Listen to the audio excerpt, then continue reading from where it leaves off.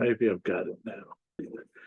Welcome, everyone, to the very first 2025 meeting of the Memphis Astronomical Society.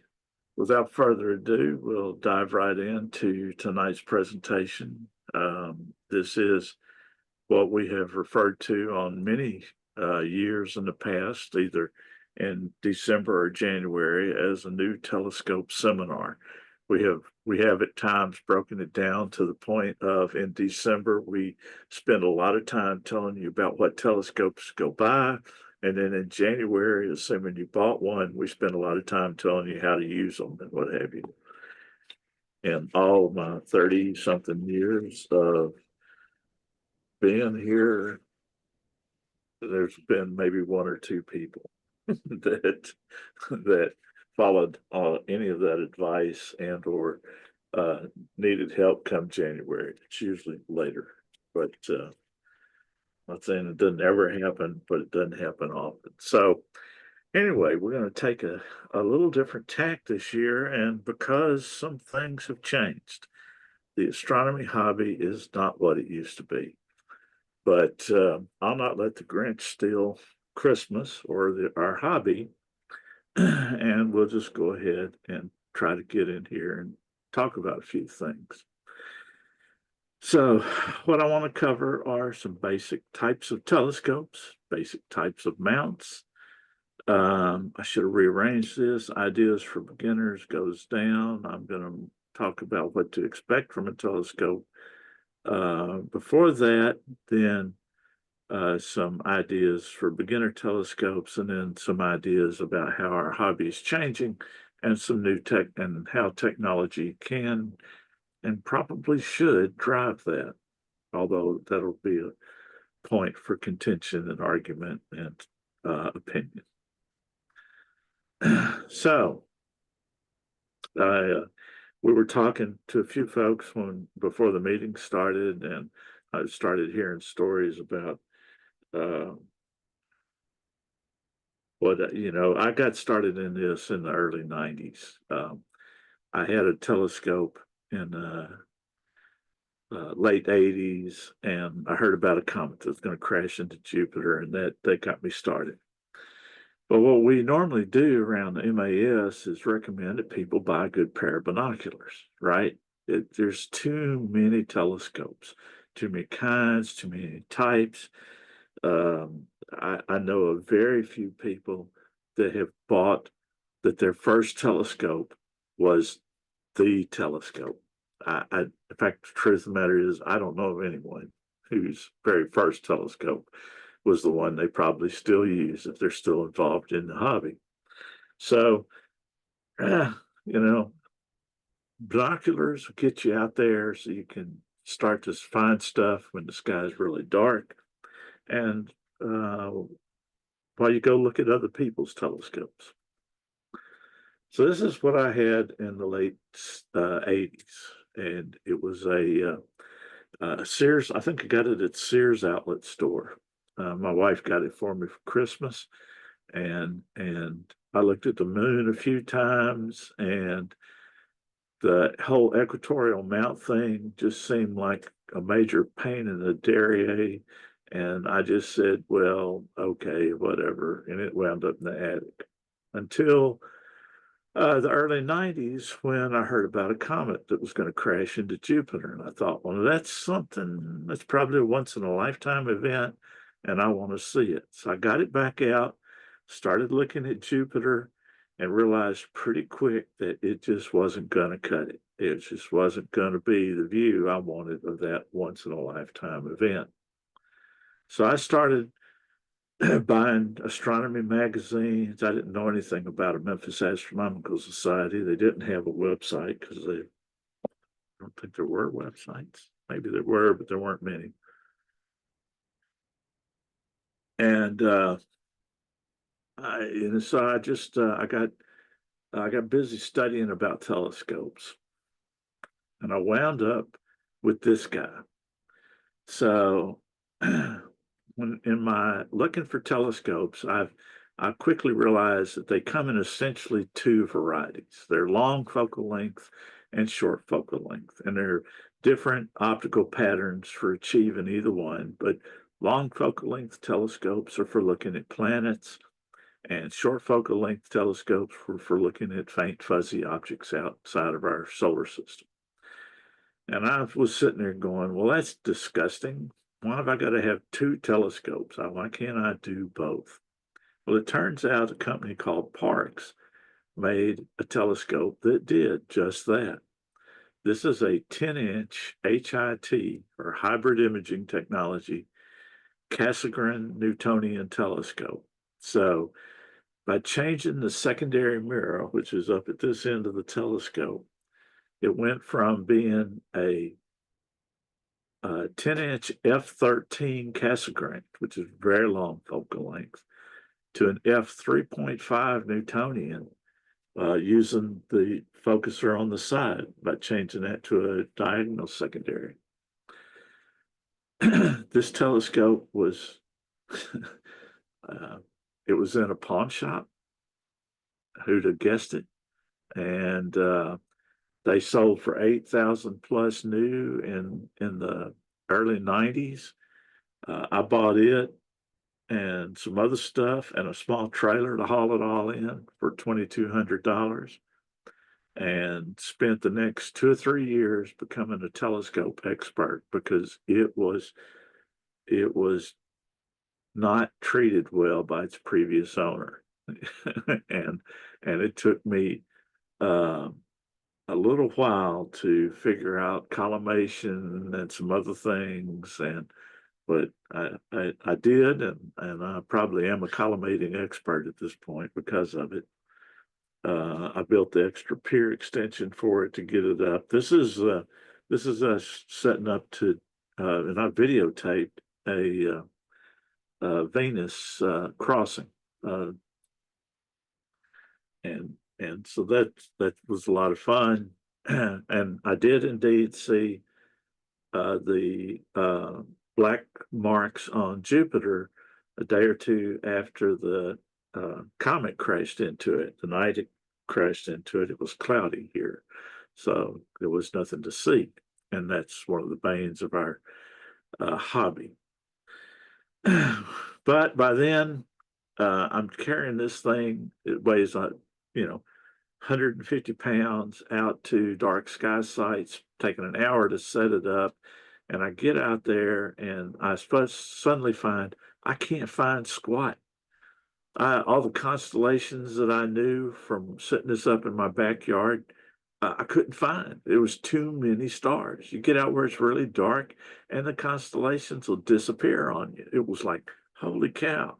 So anyway, I got a good set of star charts and some binoculars and started using those to help me find things and then point my telescope where I wanted to really look. And that held me over for a while until a friend of mine bought this behemoth home from Florida. This is a 13-inch Dob, and it turns out it's got one of the better mirrors in it of all these Coulter telescopes I've ever seen. And I love this thing. I still have it. It's my go-to. A good Dob is, I think everybody ought to have one. I think an 8-inch is fine. It's something you can carry out in the yard, sit down and look. And that's the purpose this one serves for me now. Of course, I'm an electrical engineer, so needless to say, it has attachments, as everything I ever do will get a wire attached to it somehow or another. This is my current telescope. This was, and I'll talk about the technology aspects in a little while, but um, light pollution's gotten to the point where visual observing is just not that much fun. And people were taking pictures that were magazine quality from here in town by being able to use filters and what have you. And so I built a telescope that this thing will point at what I wanted to look at. Within 10 minutes, I've got an image on my iPad I can show you that's full color, high resolution, absolutely gorgeous image, and it's amazing. But you can't get that with a visual observing anymore. That's a little further down the road. That's so. Well, my advice has always been buy binoculars and check everything out. You know, maybe the other thing is spend all the money you can possibly afford, and that way you're committed. Because you'll dive in, you'll learn it, you'll figure it all out, and uh, and it is fun. So let's talk about some vocabulary for a minute. There are some uh, words that are may not be familiar to everyone. Focal length is one. If you've ever played with cameras, you probably have heard of that number. And telescopes, it's essentially the same thing. The focal length of the telescope has everything to do with its field of view, how narrow or wide the field of view is, and where the focus point is. And the bigger the focal length number, the higher the magnification, or the narrower the field of view. And vice versa, the short focal length or wide field of views. Some people refer to that as fast. A fast telescope is going to be a short focal length telescope because it's got a wide field of view and it'll gather more light. And they refer to that as fast, having to do with film development more than anything. Um, Another word that we're going to talk about is the objective, or the diameter of the objective. These are two numbers that are often confused early on. People will think they'll see and that's another thing. Get used to dealing in metric numbers, right? Astronomy stuff's all done in millimeters. So, 2000, let's see, 24, uh, 25, 40, 20, yeah, 25, 40 millimeters is 10 inches, right? 2000 something is about 8 inches. Um, so everything's in millimeters, but there's the millimeters of the diameter of the objective, and then there's the millimeters of the focal length of the camera, or the telescope. And this is true for refractors or reflectors or any of them. So, but the bigger the objective, the higher the resolution. So, big focal length numbers, high magnification, big objective numbers, high resolution. The other thing we'll talk about are the eyepieces, that piece at the other end of the telescope. And often confusing here is that the smaller the number in millimeters on the eyepiece, the higher the magnification. The bigger the number, the wider the field of view, and the lower the magnification. We'll talk about that some more. Then there are in the whole world of optical systems, there are refractors, which are essentially lenses. Any system of lenses uses the feature of light called refraction to get all the parallel lines of rays of light to come to focus at a single point. Reflectors use mirrors to do the same trick. There are reasons for either one. And then mounts come into essentially two categories. There's the ones that are equatorial mounted, which basically means that at least one axis of the mount rotates with the parallel to the center of rotation of the Earth's axis, which makes trying to track stuff across the sky a lot easier, and can be done with a simple clock drive once you get it pointed at it. And the other mount is, of course, an altitude azimuth mount, or basically what you do when you're walking around with a pair of binoculars. You rotate, elevate, and those are fine as well. And in fact, but they have their issues when it comes to tracking and with imaging technologies, although that's going away. All right. So let's look at focal length for just a second. Here's a decent example of what you get. Now, this is all this is from Nikon's website. This is about cameras, right? So you see an 18 millimeter focal length gives you this nice wide field of view and a little bitty uh, red dot down here is a little barn, you know, and the bigger the number, the more you zoom in, so to speak, and you get to 300 millimeters, and you've got a nice picture of that. Whoops, of that barn. Now, what you're not going to do is do this in a telescope. In fact, you're not going to do that with a camera lens. And you're typically going to have to change lenses to get that kind of range, and you'll find that to get a 300 millimeter lens that's that sharp, that far away, has got a big objective, and they get expensive. So there's trade-offs. Optical systems are compromises. I don't care what you're doing. Everything about it's a compromise, including the glasses you wear. All right, objectives. So this is the diameter. This is the main lens. It's either the front lens on a refractor, or it's the big mirror in the back end of a reflector. And this is the light gathering capability. The bigger is better. The more light you can gather, the better the resolution you get.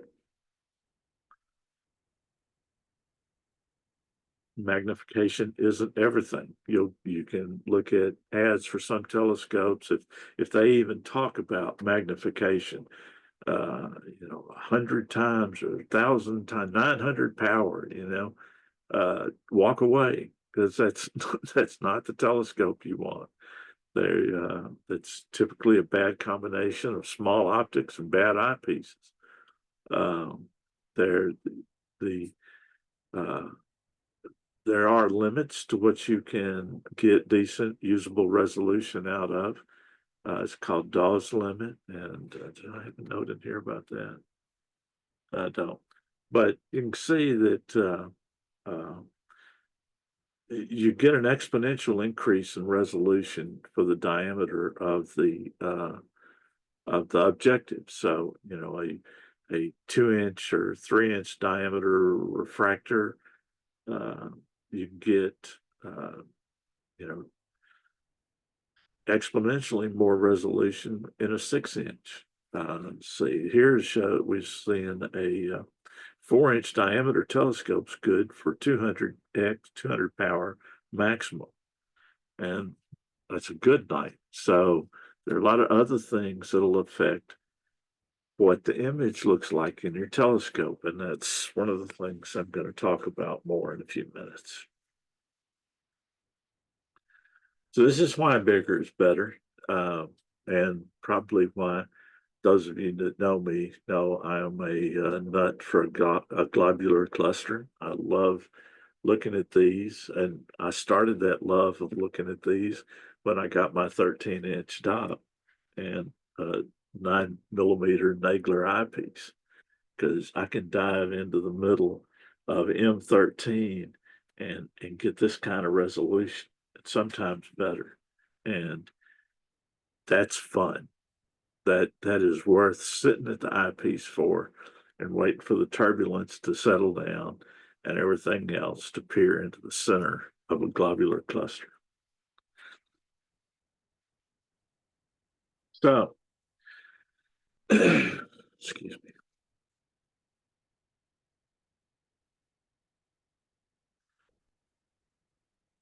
eyepieces. There's a lot of question about eyepieces, especially when you are new and trying to get set up. If you buy a new telescope, it'll come with one, maybe two. Almost all Celestrons and Me's come with a 25 millimeter, but uh, that's uh, that's that's a good workhorse. It's a wide field of view, and it's fine.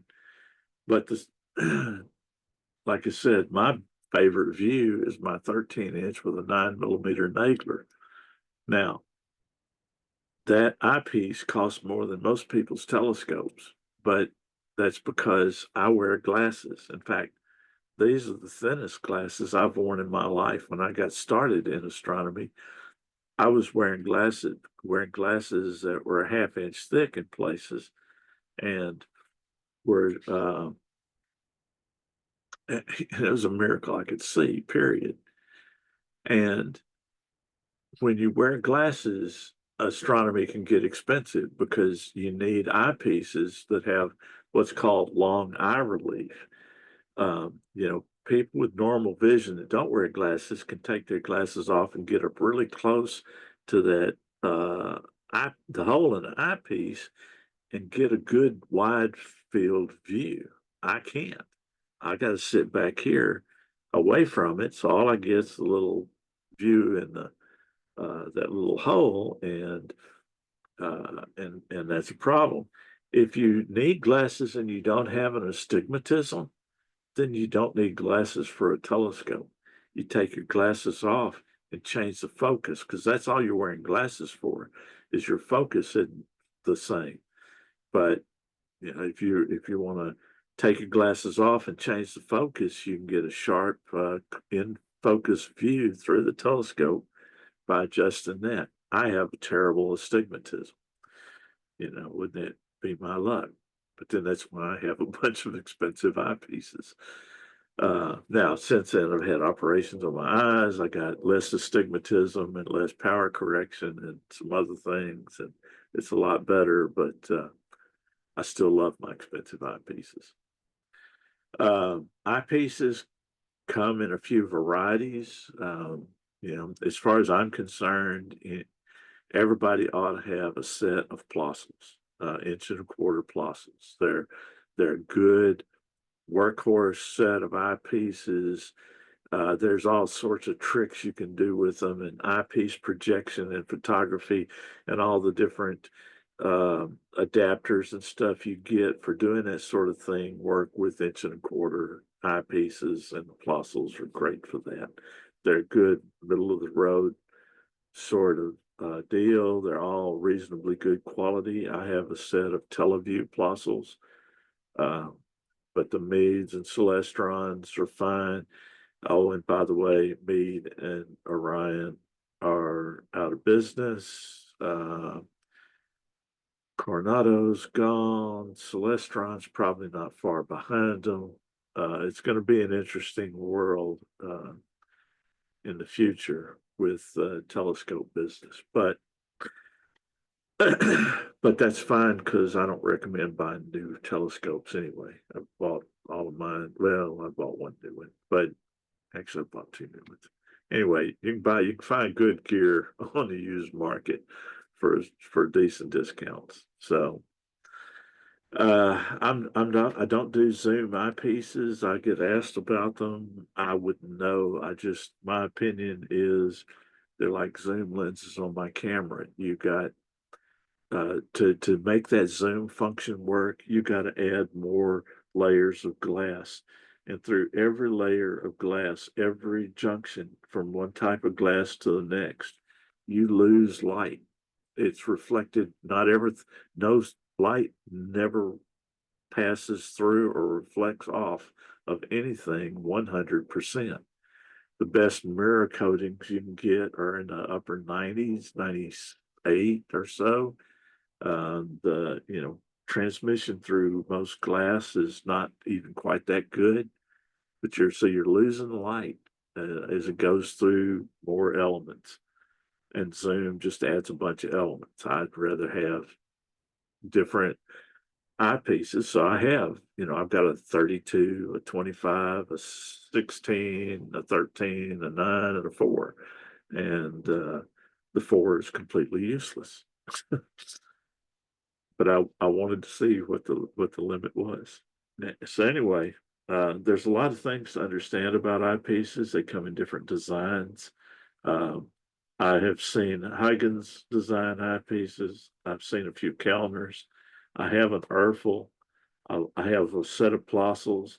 The rest of these I don't know much about. The rest of my pieces are all Teleview Nagler. There's a guy named Al Nagler that was a optics engineer that was for Teleview that is famous for his eyepiece designs, and that's what I've stuck with. So, but there are others out there. There are good values out there. It's just going to take some research. So much for eyepieces. That's my short course on eyepieces.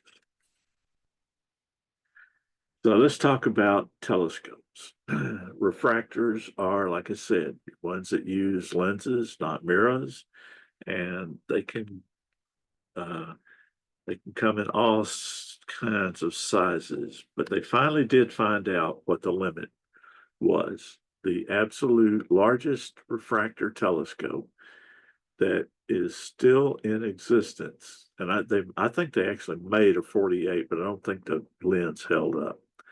But this 40-inch refractor at Yerkes Observatory is the largest refractor telescope in the world. It's still operational.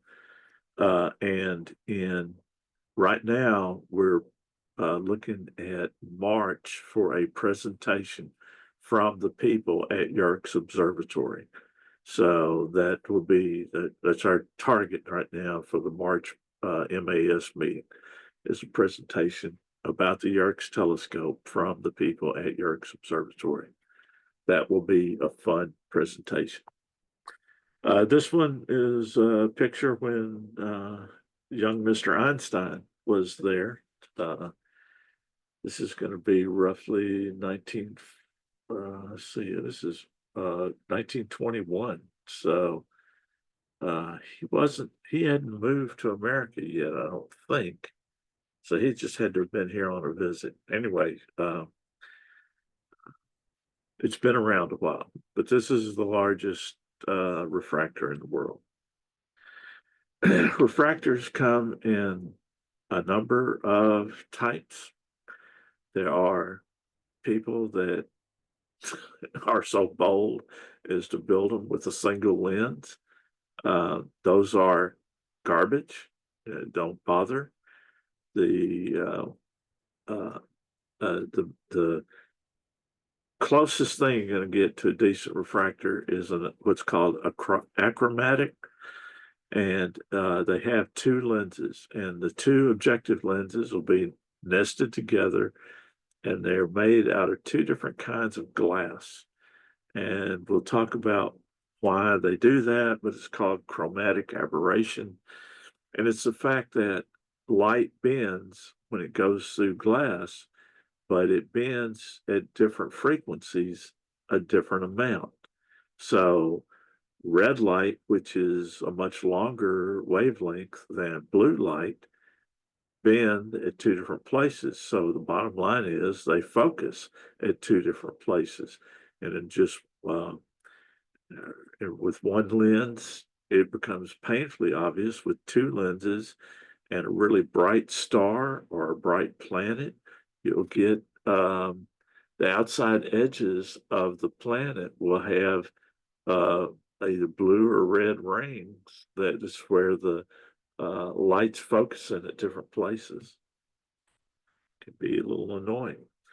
The apochromatic is typically three or more objectives, again, different types of glass. So the refractive index of each type of glass is a little different, and the intent is to get all the colors of light to focus at approximately the same point. And some of these do a really, really good job of it, but the better job of it they do is directly proportional to the cost. Some of the best refractors, a top of the line 6-inch refractor is going to cost about $10,000, or used to anyway. Things are changing. So here's the basic idea of chromatic aberration. You can see that red, green, and blue light focuses at different points, And you can see in this picture how it basically looks like it's just not quite in focus. And when it's a star, a bright star or something, the different colors will pop out at you. Uh,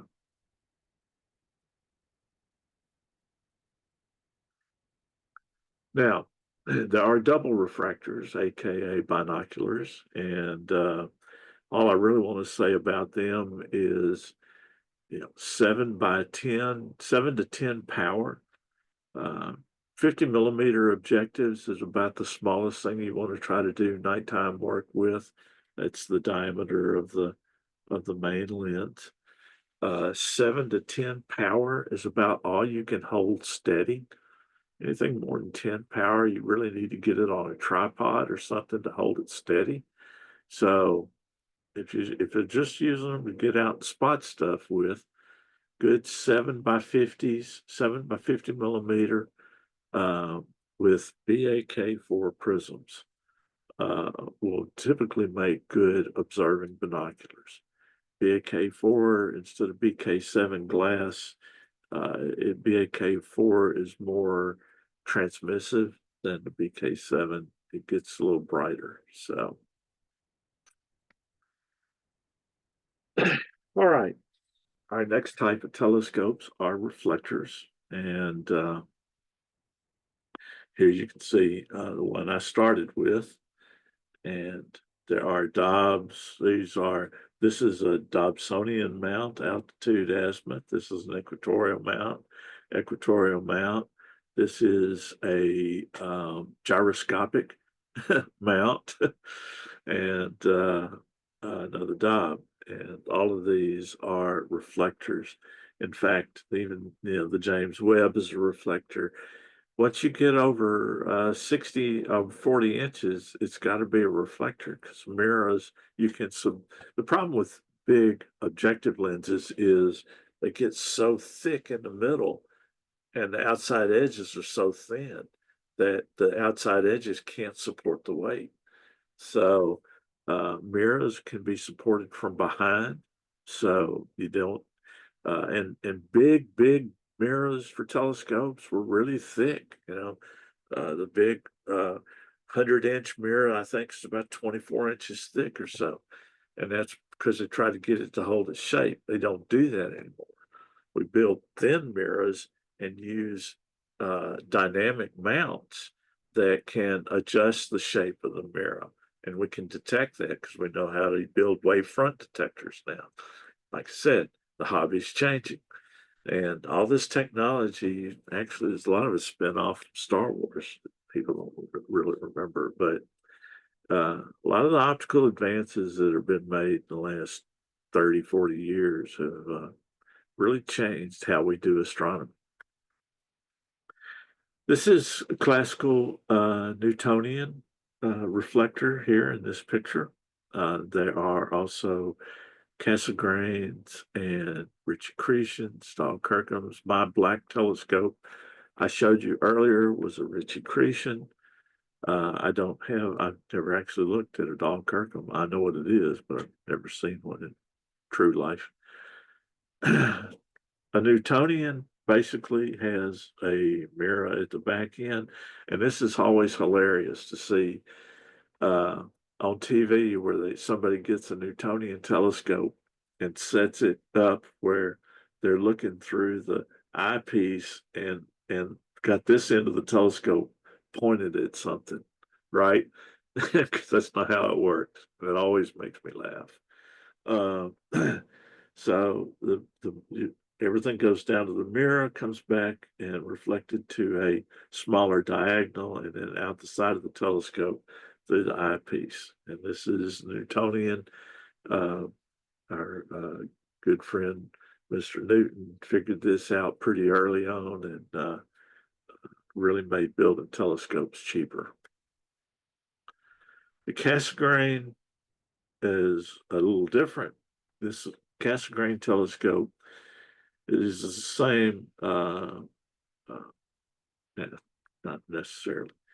Typically, these mirrors are spherically ground, and that's one of the reasons they're inexpensive. And this is a flat mirror. So this is pretty easy to make, pretty cheap.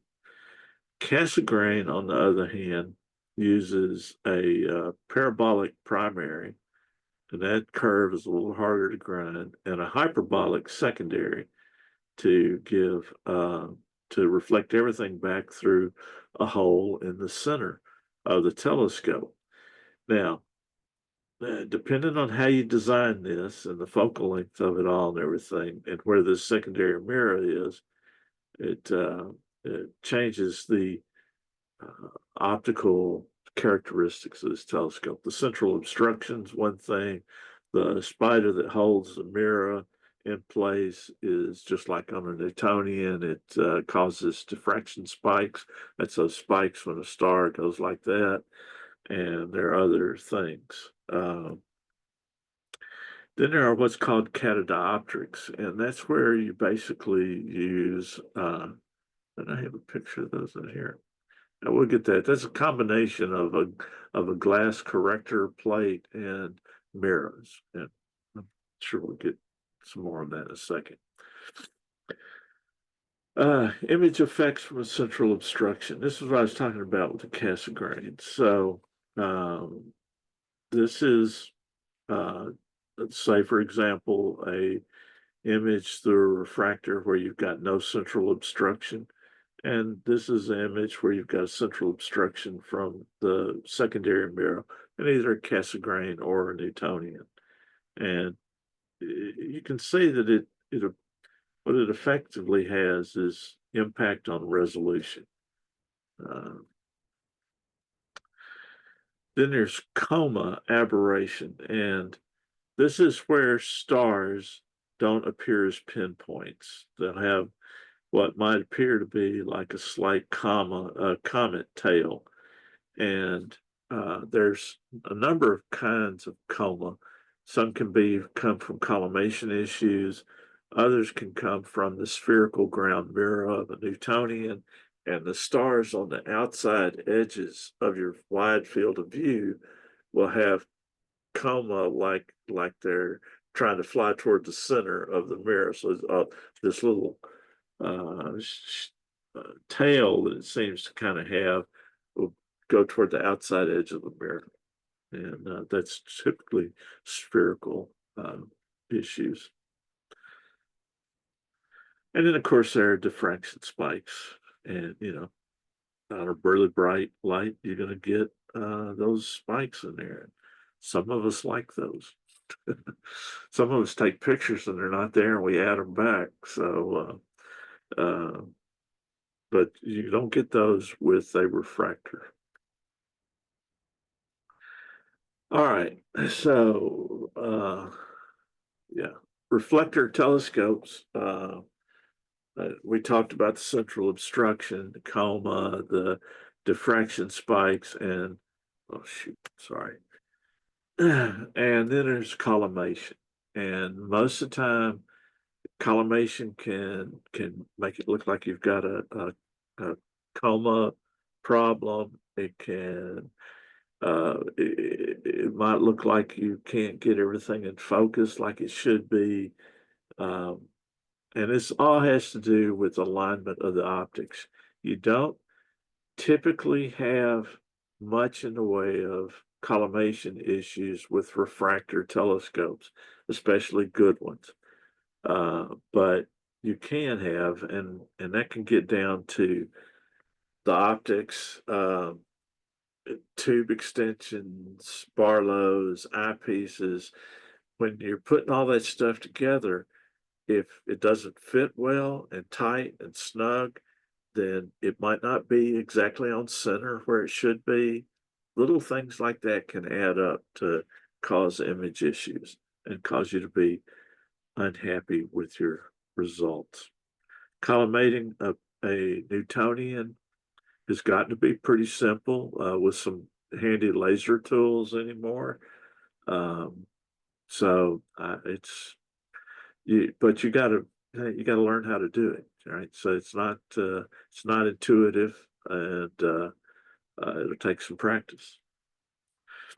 We talked about catadioptrics for a minute. This is a typical Schmidt-Cassegrain, something you see a lot of out there. This is a telescope that has a corrector plate to deal with some of the issues with the shape of the mirror. And then the secondary mirror is it is mounted in an adjustable mount. These typically allow you to do collimation at the secondary here.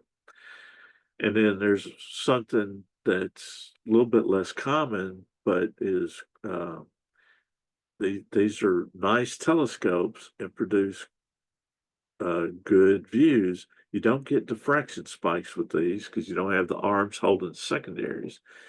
This is a Maksutov design and with a corrector plate, but the mirror is actually ground onto the corrector plate. And this is a mirrored spot on the corrector plate. It's completely not adjustable. But when these are built well and put together well, it's almost refractor-like imaging. You do get a little bit of effect from the central obstruction, but these are typically pretty long focal length. So is this. This is typically an F10 focal ratio. These are F10 or higher, sometimes shorter, but in a long focal length, if you're looking for something, these aren't bad. I've been tickled with a couple I've had. Anyway, so one of the things that you'll want to learn how to do when you get your telescope is to do star testing to really try to figure out what's going on with it.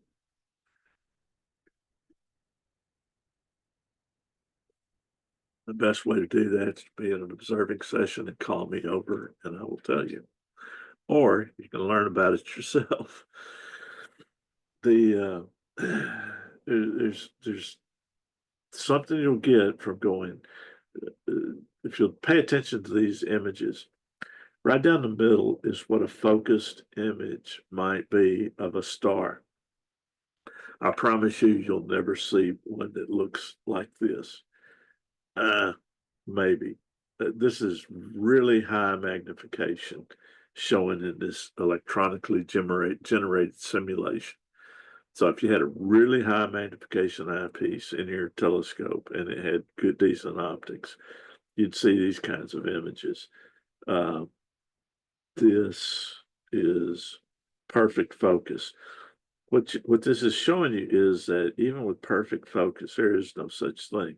You're going to get diffraction limited, uh, and this shows you the limitations of the resolution of your telescope. This is a diffraction limited view of this star in perfect focus with good optics. So, but you typically don't magnify it that much, so you're not going to see these extra little rings. But you can start to recognize these patterns that you see when you shift inside focus and outside focus. Here's one that impacts a lot of Newtonians, and it typically has to do with the secondary mirror being pinched in its mount, or even a primary mirror being pinched in its mount. It's called astigmatism.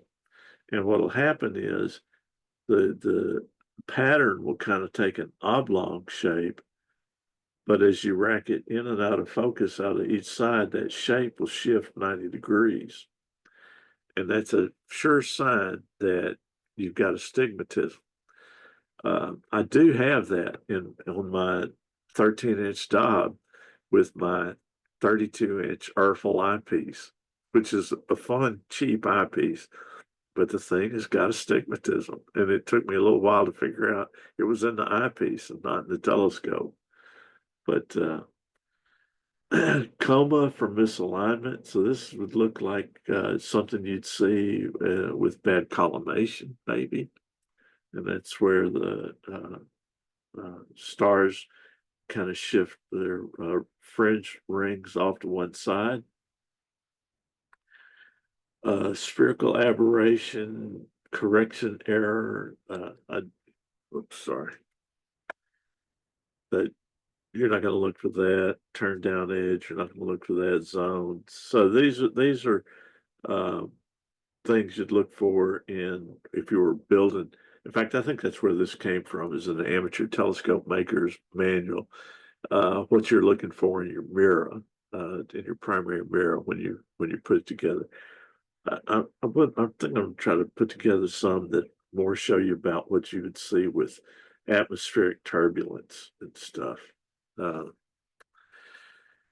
so that's where I'm going next. What to expect when you buy a telescope? Well, here you go.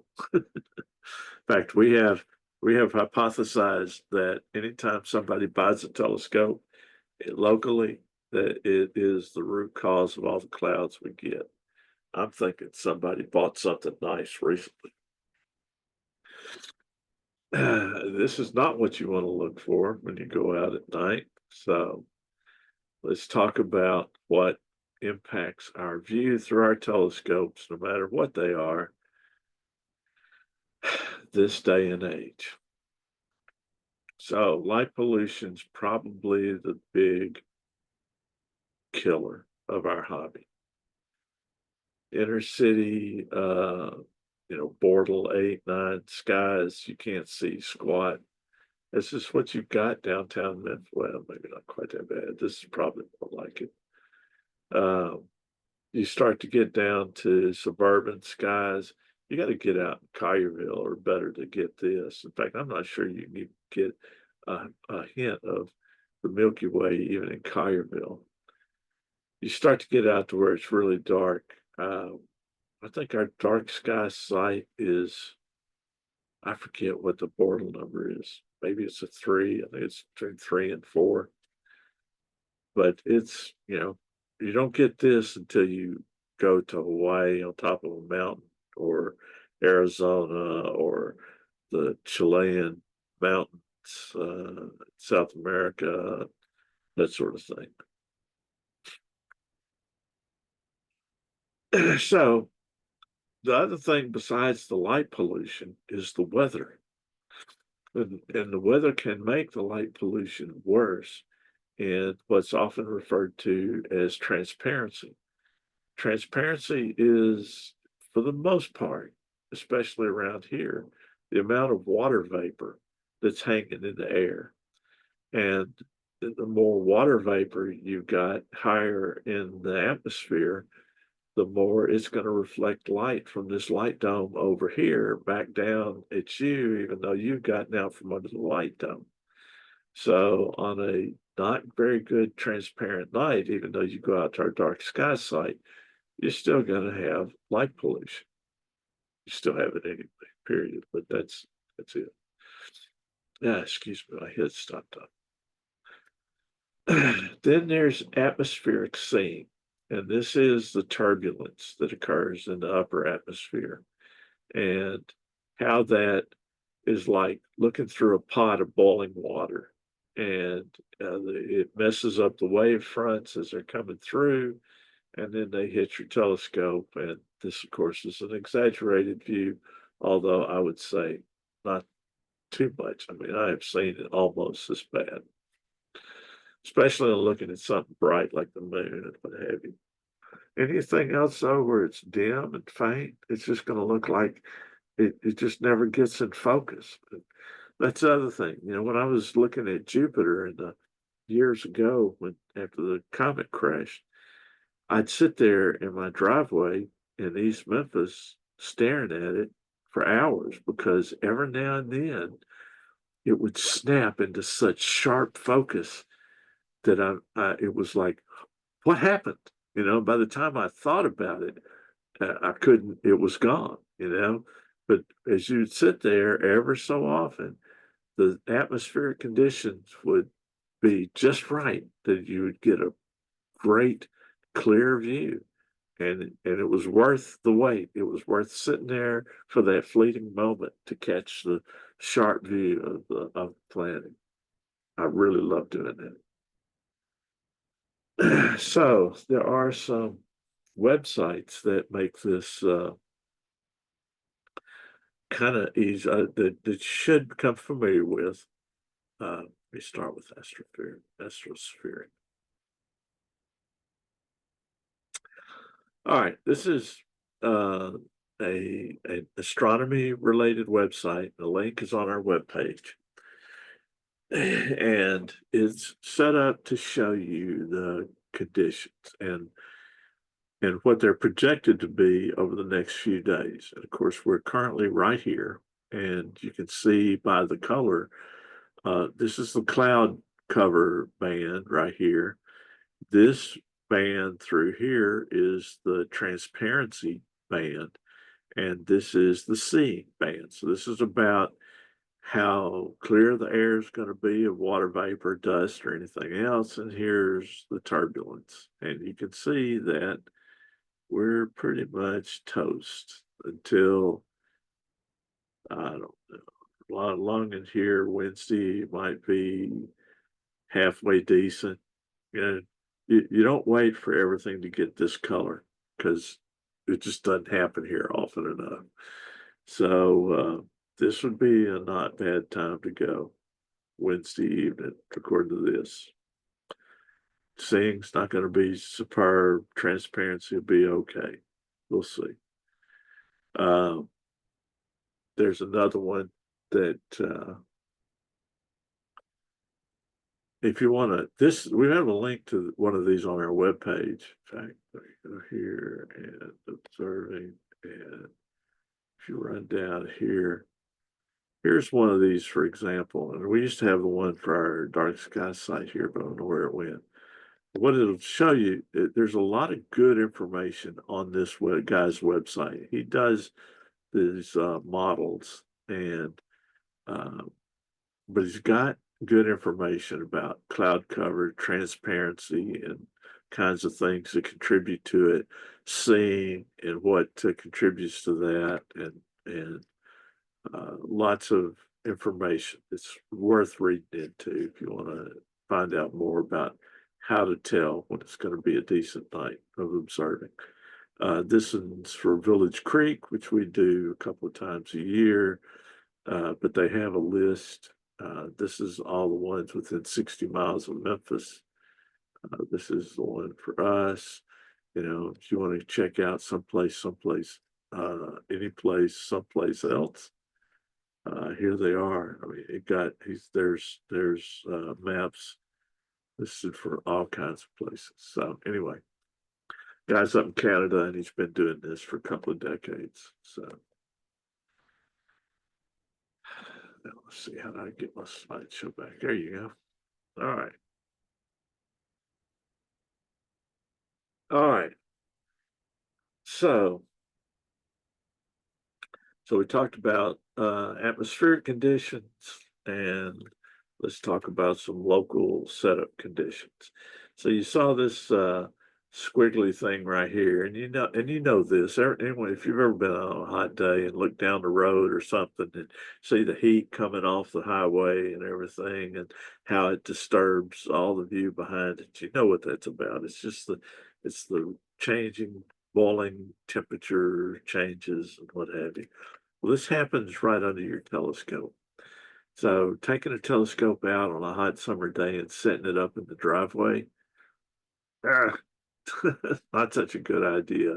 Get off in the grass where it might not be the thermal load in the grass isn't going to be as high as it is in that piece of concrete. Won't take as long to stabilize either. Asphalt's worse because it's black, right? Gravel's almost as big a thermal heat sink as concrete. And then do what I did one time, set up everything and get to looking at a planet and high magnification and go, where is all this wavy heat crap coming from? And then you look up and realize that I'm looking back over the hood of my truck. So that explained that. So then telescope conditions itself, especially with big dobs and what have you, the air inside the telescope, I typically don't expect my big Dob to have a decent view for an hour. I take it out, I set it up, and then I do other stuff while it cools down and becomes temperature stable. I can actually open the back end of mine and leave it open so that air can circulate through it. I probably ought to put a fan on it, but I haven't. Uh, but after an hour and it's stabilized, it's gotten dark enough to find things, then the views are typically pretty good. But you need to wait for the optics to stabilize. Also, in the past, a lot of people thought that the biggest problem with big Dobbs and what have you was tube currents. And as a lot of people started building open truss to Dobsonians and what have you, so you don't have these big tubes. Uh, they they were still having problems with early mirror uh, cooling down issues. And that's when somebody finally figured out that it has to do with the heat coming off the primary mirror and this boundary layer effect you get of the two different densities of air at the actual surface of the mirror. So that's just another good reason to get out there and let everything temperature stabilize. All right. So we try to at least suggest some things for beginners or especially people that are trying to teach their children and what have you. And these were good examples in 2010. I think they're still good examples, and uh, you're probably not going to have Orion or what have you, but somebody's going to be making them. Uh, Skywatcher, I think, is the next brand that's going to be coming. Most of these are going to be Chinese made, but they're fine. And they're inexpensive. But a 6 to 8 inch uh, diameter Dobsonian of some sort. The three that you see here, this I'd love to actually have one of these. It's the old Edmund Scientific Astroscan. It was it's almost a catadioptric. It's not a corrector plate here, but instead of having a spider for the secondary, it's just got a clear piece of glass to hold the secondary mirror. And it's just a nice little tabletop Dob. This is another one that's tabletop Newtonian. And then this is a ground standing model. Uh, this is long focal length. This is going to be short focal length. So that's something to think about again, is whether you really want to look at close-ups on planets or deep sky objects. Uh, Kids, planets. Yeah, that's what I'm saying. Get the long focal length, show them the moon, Saturn, Venus, Jupiter, and its moons. If they get interested at that point, then you look at short focal length telescopes. So,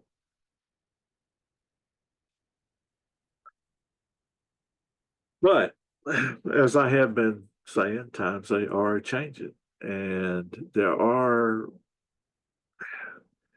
I got to tell you, if unless you knew what you wanted and had a mission, I'd say buy an electronic telescope. You can do this in your backyard in Memphis. They have built-in light filters. They compensate for everything. They're smart. They take pictures. You look at the pictures they produce.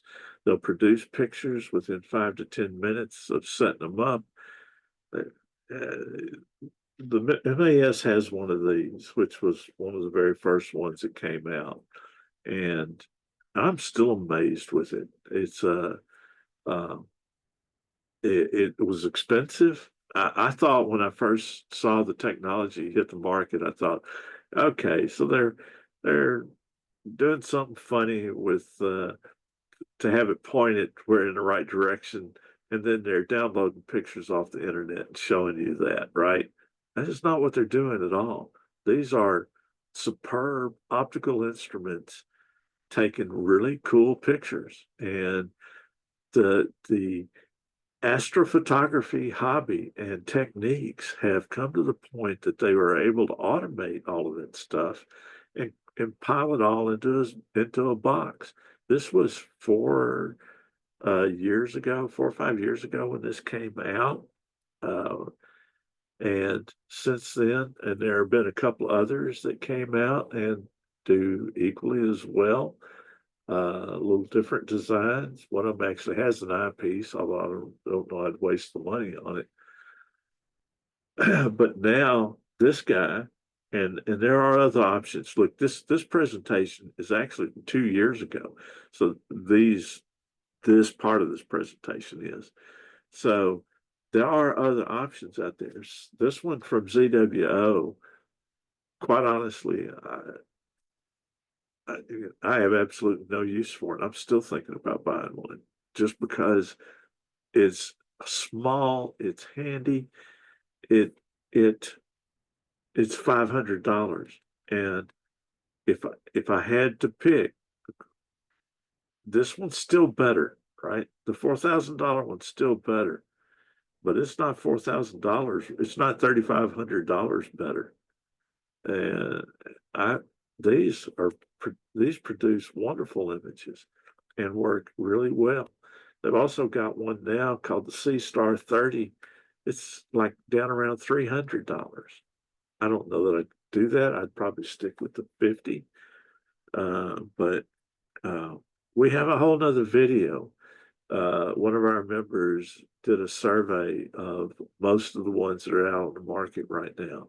So check our YouTube channel if you want to see his assessment of them. But these these are things, especially if you're doing children. We love them for public observing sessions because kids, older adults, everything. I actually take a 42-inch monitor on a stand and a portable power supply and set it out in the grass and use my iPad to transmit pictures from this to it during public observing sessions. And the kids will sit down in front of it and watch it for a while. This is going to engage young people where old-fashioned technology won't, and it's fun and it works. Like I said, where there's light pollution, seeing isn't quite the issue because they do short exposures and they stack the images. You do short, when I started doing astrophotography, we'd sit at an eyepiece for hours trying to keep the telescope guided on a single star while you took an hour-long exposure on 35 millimeter film. You just don't do that anymore. You take short exposures and you electronically stack them together so that you get the net equivalent of an hour's worth of exposure time or 6 hours worth of exposure time in 5-minute frames or even 10 or 15-second frames that you're capturing one at a time and stacking the data up. It's all in the compute power now. So they work wonderfully. It's amazing how well they work. They're astounding technology, and it's really where the hobby is going. This overcomes the light pollution problem. It overcomes a lot of things. Uh, they're not heavy. I'm getting old. Some of my equipment's getting bigger than I want to bother picking up anymore. Uh, but that's neither here nor there. This uh, these are my ideas about telescopes and where it's headed. Yeah, there's a new one, Dwarf Lab. This is another one that's out there. And I think they've got this. There's a Model 2 of this guy out. And that's the end.